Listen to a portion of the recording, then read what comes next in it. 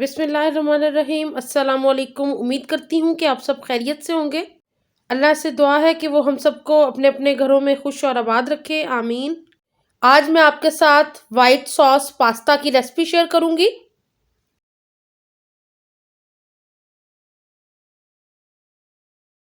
ये बहुत ही मज़ेदार बनने वाला पास्ता है और इसको चिकन के साथ तैयार करेंगे। इस वीडियो को मुकम्मल जानने के लिए एंड तक मेरे साथ ही रहिएगा।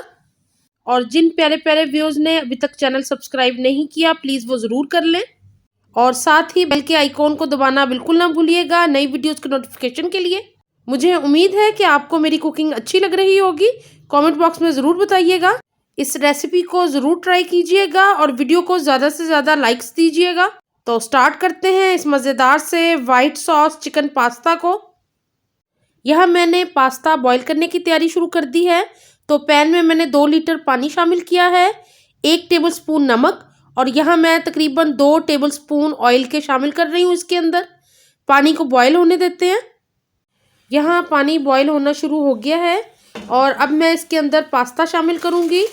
यहाँ पे मैंने पेनी पास्ता लिया है और यहाँ मैं इसके 2 पैक पूरे शामिल कर रही हूँ इसके अंदर, क्योंकि मैं ज़्यादा क्वांटिटी में बना रही हूँ। तो अगर आपने कम बनाना हो तो आप 1 पैकेट भी ले सकते हैं, ये आपकी अपनी चॉइस पे है। पास्ता को बॉईल होने देंगे। ये बहुत ही मज़ेदार पास्ता बनता है, बहुत ही क्रीमी टेक्सचर होता है इसकी सॉस का। तो यहाँ पे तकरीबन 4 से 5 मिनट में पास्ता बहुत अच्छे से बॉईल हो जाएगा। इसको मैं कवर करके थोड़ी देर पकाऊंगी। जितनी देर में पास्ता बॉईल होता है, यहाँ पे चिकन ब्रेस्ट ले लिए मैंने 2 और छोटे क्यूब्स में कट करके इसके अंदर 1 टेबलस्पून सोया सॉस शामिल कर दिया है। मसालों में यहाँ मैंने हाफ टी स्पून नमक, 1 टीस्पून कुटी लाल मिर्च और 1 टीस्पून काली मिर्च शामिल कर दी है। अब मैंने इसके अंदर सिरका शामिल कर दिया है 1 टेबलस्पून। अब मैं इन सारे मसालों को चिकन में अच्छे से मिक्स कर दूंगी और जितनी देर हमारा पास्ता बॉईल होता है उतनी देर के लिए इसको मैरिनेट करने के लिए रख देंगे हम। जितनी देर चिकन मैरिनेट होता है पास्ता को भी चेक कर लेते हैं। तो तकरीबन 2 से 3 मिनट हो गए इसे बॉईल होते हुए। तो अभी पास्ता को चेक कर लेते हैं कि पका है या नहीं। अभी 2 मिनट और लगेंगे इसको, तो इसको हम हल्की आंच पे 2 मिनट के लिए और बॉईल कर लेते हैं। पास्ते को बहुत ज़्यादा सॉफ्ट नहीं करना हमने, ये बस ऐसा रखना है कि बहुत ज़्यादा पका हुआ ना हो और मीडियम सा इसको हमने पकाना है। तो इसको 1-2 मिनट और पका लेते हैं। तकरीबन 5 मिनट हो गए हैं पास्ता को बॉईल होते हुए। तो अब इसको चेक कर लेती हूँ मैं कि पक गया है या नहीं। तो बड़ा बेहतरीन सा लग रहा है, इसको चेक भी कर लेते हैं। अभी बहुत गर्म है लेकिन मैं आपको दिखाने के लिए इसको चेक कर रही हूँ। तो ये देखें, ये इतना सॉफ्ट हो गया है, बहुत ही बेहतरीन पास्ता बॉईल हो गया है। अब इसको मैं ड्रेन कर लूँगी। पास्ता को ड्रेन कर लिया है मैंने।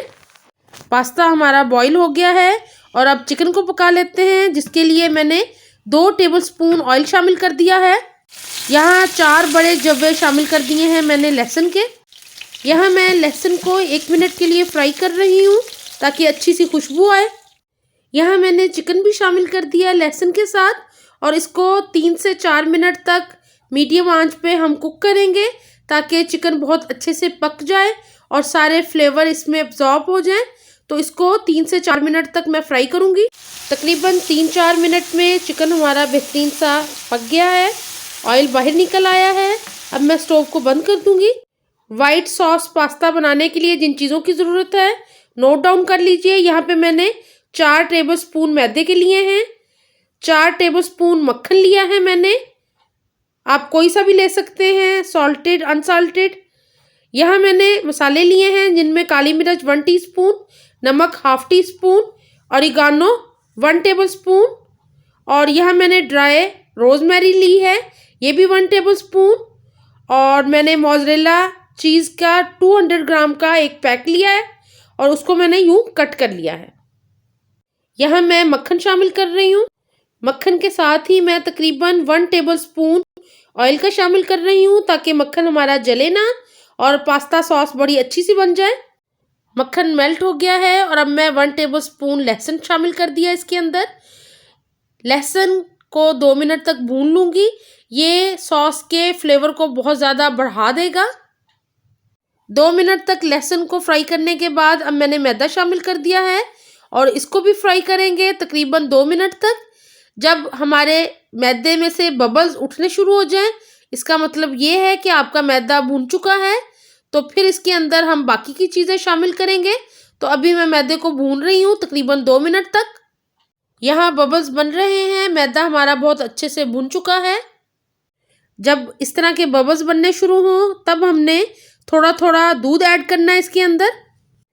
तकरीबन 3 गिलास दूध शामिल कर दिए हैं मैंने। अगर आपको लगे कि आपकी सॉस थिक हो गई है तो आप और दूध शामिल कर सकते हैं।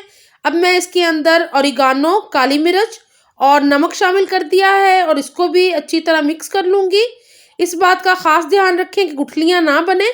सॉस हमारी गाढ़ी होनी शुरू हो गई है और अब मैं इसके अंदर 1 पैकेट मोज़रेला चीज़ जो मैंने काट लिया था इसको शामिल कर रही हूँ और इसको भी अच्छी तरह मिक्स कर दूँगी।